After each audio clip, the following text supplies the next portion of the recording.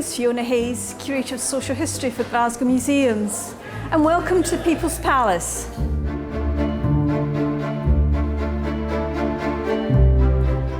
The People's Palace opened in 1898.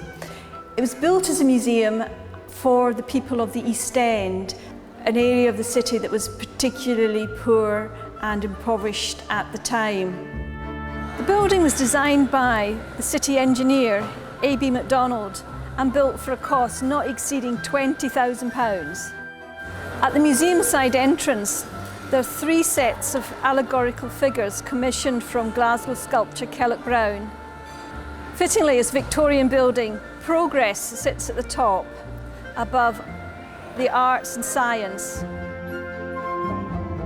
When it first opened, it was a cultural facility, really. On the ground floor, it had a reading room, a recreation room. The first floor was a museum, and the top floor was an art gallery.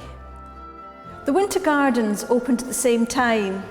Here were exotic plants. It was a place where people could promenade, particularly in wet weather, and there were concerts held here.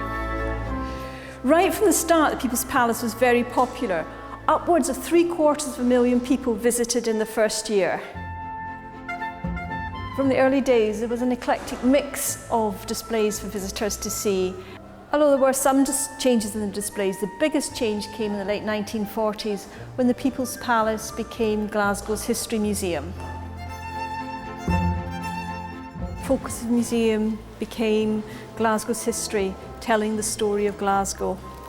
Everything on display related to Glasgow's history, whether it was paintings, photographs, sculpture, textiles, reconstructions such as a single end.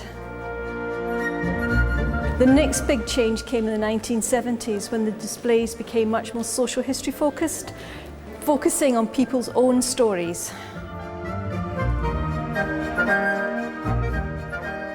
The next big change happened in the late 1990s when the museum was refurbished and redisplayed for its centenary in 1998. When the museum reopened, it was extremely popular.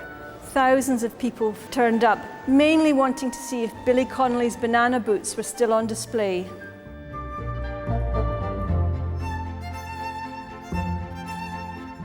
After the redisplay, the museums focused mainly on Glasgow's story from the 1700s onwards. One of the museum's most popular exhibits are Ken Curry's Glasgow history paintings. They tell the story of Glasgow's working class from 1787 up to 1987. A visit to the People's Palace isn't complete without coming into the Winter Gardens with all its wonderful exotic planting. It's a perfect place for Glaswegians and tourists to come in and shelter from the rain.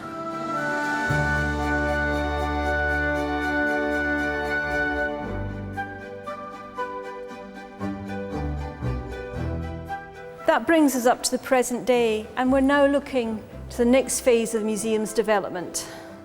And this has already started on the ground floor of the museum. But one thing's for sure, the People's Palace will remain a museum for the people of Glasgow for some time to come.